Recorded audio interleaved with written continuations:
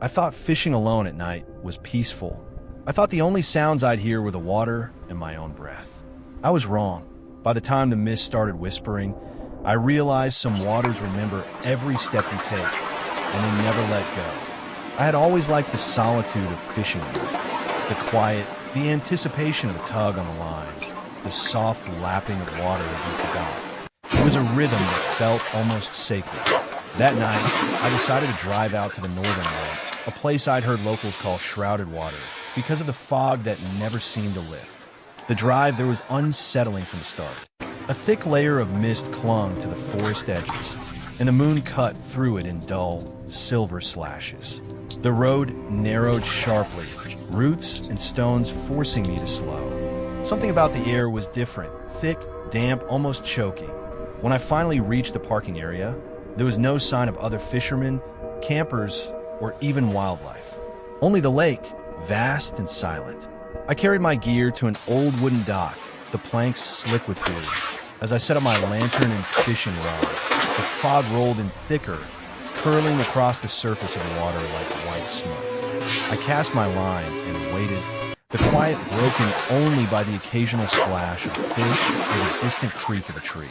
At first, nothing happened, but then I heard it, a faint murmur, soft and indecipherable, rising from the mist above the water. I froze, convinced it was just the wind, until it repeated, clearer this time, and unmistakably human. My name. Alex. My heart thudded in my chest. I called out, hello? Who's there? The fog seemed to swallow my voice. The murmur came again, but this time, more urgent. Help me. I spun around, flashlights sweeping the dock and shoreline. Nothing. Only the mist moving unnaturally, curling and twisting as if alive. I try to rationalize it, grief, imagination, shadows, but the feeling of being watched clawed at. The rod jerked violently, almost yanking it from my hands. Something huge lurked beneath the water. I braced myself, trying to reel in whatever it was, but the line pulled harder, deliberate and intelligent. Then the water erupted. Pale limbs broke the surface, long and twisted, hair plastered to an emaciated face. Its mouth opened unnaturally wide, revealing teeth that glinted in the lantern light. I stumbled backward. The dock creaked alarmingly under its weight. The figure's limbs bent at impossible angles as it hovered over the water, staring at me. The whispers grew louder, surrounding me from every direction. Come closer, join us. I dropped the rod and stumbled off the dock. Branches tore my clothes as I fled toward my truck, heart pounding. Behind me, the water churned violently, though the fog obscured what was moving. I reached the vehicle, threw the door open, and dove inside. The truck started, and I sped away, the road twisting through the forest. Every glance in the rearview mirror made my stomach churn. I thought I saw shapes following me, dark and wet, gliding over the fog-draped forest floor. At home, I locked every door and window, but the whispers didn't stop. They followed me into my dreams. Sometimes, I wake up to the sound of dripping water in my bedroom, soft, wet footsteps circling the bed. I've never returned to Shrouded Water, but I know it remembers. And I know, eventually, it will want me back. I had always believed that the quietest lakes hid the darkest secrets. Maybe it was because I grew up fishing in every body of water I could find, chasing the thrill of solitude, the anticipation of a catch. Or maybe it was because I liked testing myself, pushing boundaries while everyone else stayed home safe. That night, I learned there are some waters you're better off avoiding, especially after dark. The lake was deep in the northern woods, far from the main road, and locals rarely mentioned it by name. Some called it Shadow Lake for the way the fog clung to its surface, twisting and rolling like a living thing. I had heard rumors, vanished fishermen, strange lights dancing above the water, but I dismissed them as the usual small-town ghost stories. Curiosity, or maybe arrogance, pulled me there anyway. I arrived just before 11 p.m. The forest was a wall of darkness, broken only by the feeble glow of my headlights. The air was damp and cold, heavier than it should have been for midsummer. I parked near the rickety dock, grabbed my gear, and headed toward the water. The first thing that hit me was the smell. Wet earth mixed with something metallic, sharp, and faintly rotting. My stomach churned, but I shrugged it off.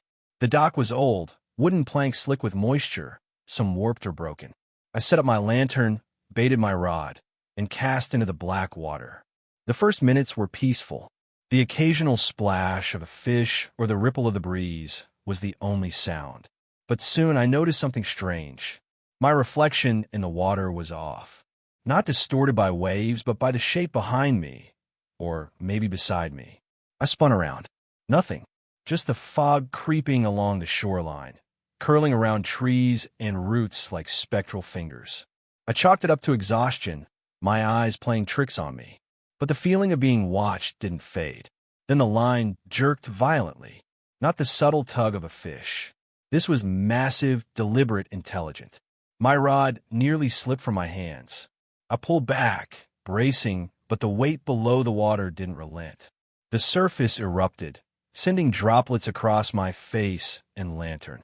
Pale, twisted limbs rose from the lake. Long, thin arms bent in impossible angles, hair plastered wet to the face. Eyes, if you could call them that, stared deep into mine, unblinking, hollow. I stumbled backward. The dock groaned beneath me. Another arm reached higher, scraping along the wood. The whispers started, soft at first, unintelligible, dripping like water from faucet. "Come, join us." I froze. My instincts screamed to run, but my feet felt heavy, rooted to the planks.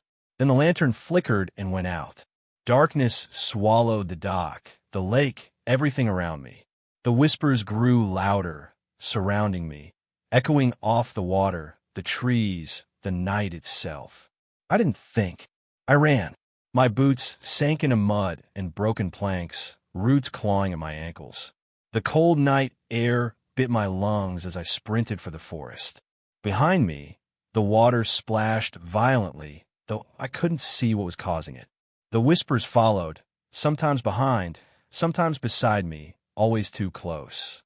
"Don't leave, stay, join us." I crashed through underbrush, branches whipping my arms and face. My flashlight illuminated fleeting shadows, shapes darting through the fog. My heart pounded so hard I thought it might burst. Finally, I reached my truck. I threw open the door, scrambled inside, and locked it. My hands shook violently as I started the engine. Driving out, I kept glancing in the rearview mirror. The fog followed, rolling along the road, thicker than possible. And there, sometimes I thought I saw it, a tall, thin figure gliding behind me, limbs bending unnaturally, hair clinging wetly to the face. Its hollow eyes never blinked. Its mouth opened slowly, wider than it should, whispering my name. I drove through the night, never stopping, until I reached a gas station where other people were awake. They glanced at me as if I was a man who'd seen a ghost. Maybe I had. I stayed in the truck for an hour, heart still racing, watching the darkness in the trees. Nothing moved, nothing followed. Or so I thought. Weeks passed. I didn't fish again. I avoided lakes, rivers, anything that reminded me of that night. But the whispers never stopped. Some nights, I hear them in my sleep, wet and gurgling, circling the room. Sometimes I wake to the sound of water, dripping, slow, deliberate, coming from corners, walls, even under the bed. I tried convincing myself it was my imagination. But the other night, I woke to a shadow moving across the room. I froze. The shape was pale, thin, hair dripping as if it had just emerged from water. Hollow eyes fixed on me, mouth stretching into that grotesque grin. I couldn't move. I couldn't breathe. It just stared, and then it whispered, low and wet, "Come back. I know I can't escape it." Shadow Lake remembers me. The shape waits. It drifts through fog and water, patient and relentless. Every body of water now seems alive, remembering, watching.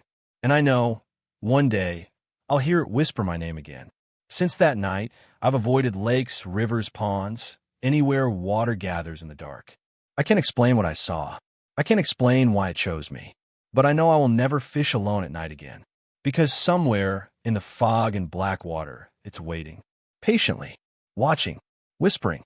Even now, Sometimes, I feel wet fingers brush my skin as I sleep. And I know, deep down, the shape isn't just a memory. It follows me. Always. I've been fishing for years, chasing solitude and the thrill of being alone with the water and the night. But nothing had prepared me for the night I spent at Abyss Lake. Locals avoided it, whispering about the black water and the shapes that drifted beneath its surface after dark. They said those who linger too long at the shore sometimes disappear. I didn't believe them until I saw the lake's true nature with my own eyes. The drive was uneventful, or so I thought. The road narrowed as I left the highway, winding through dense forest. Moonlight cut thin silver streaks across the mist-laden canopy. The deeper I drove, the heavier the air became, almost suffocating. It smelled of wet earth and decay, sharp and metallic. I shrugged it off, telling myself it was just the forest after rain. When I arrived, the lake was a sheet of black glass, stretching into the fog that swallowed its far edge.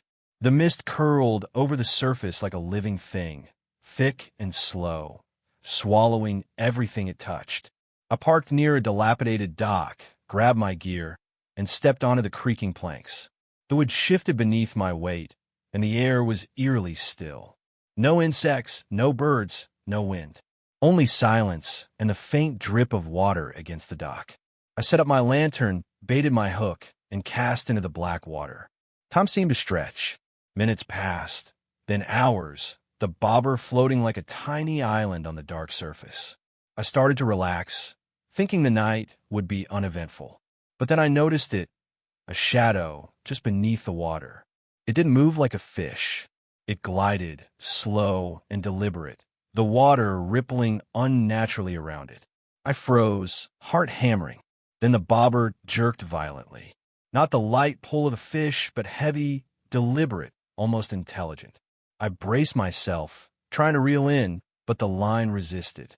Something beneath the water was testing me, pulling, waiting.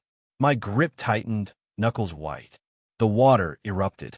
Pale limbs broke the surface, bending at impossible angles, dripping black water.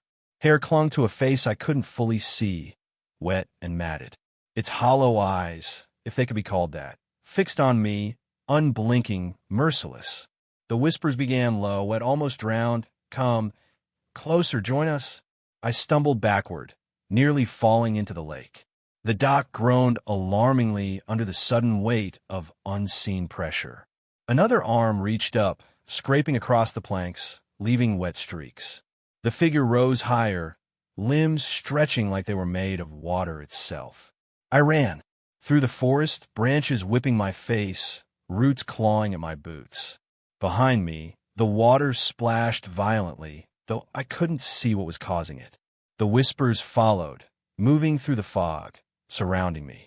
Don't leave, stay, come join us. I reached my truck, threw open the door, and scrambled inside. My hands shook violently as I turned the key. The engine roared to life, tires skidding over mud and stones. I glanced in the rearview mirror.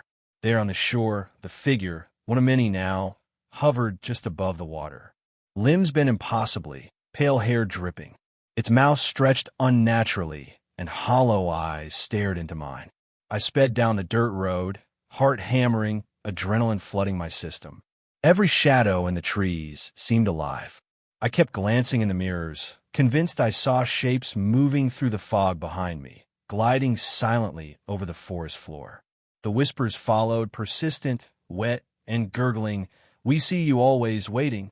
I reached the highway, eventually, lights and houses, and people giving me a temporary sense of relief. I thought I had escaped, but the memory of those hollow eyes, the unnatural limbs, the dripping hair, haunted me. Even in bright daylight, I felt them watching, lurking just beyond perception. Weeks passed. I didn't fish. I didn't even go near rivers or ponds. But the whispers never stopped. At night, I hear them, soft and gurgling, circling my apartment. Sometimes I wake to dripping water sounds, low and deliberate, coming from corners, walls, under the bed. My dreams are worse. I'm back on that dock, the figures rising from the black water, stretching, whispering, patient. One night, I woke to something cold brushing my feet. I sat up, flashlight trembling in my hand. Nothing. Then I heard it, a wet, gurgling voice directly beside me. We never forget. I ran from the room, from the apartment, eventually moving to another town. But the lake follows me, or at least its memory does. I see shapes and shadows, ripples and puddles, elongated silhouettes bending unnaturally across empty streets. The whispers are always present now, faint, patient, waiting. I haven't slept more than a few hours at a time. I haven't fished since. I haven't gone near water. And yet, some nights, I feel it. The pull of the lake, the gaze of hollow eyes from beneath black waters. Patient, waiting, watching. I know one day I will see it again. I know one day it will pull me back to the abyss that watches. And I will have no choice but to go. Because some waters remember, and some waters never forget.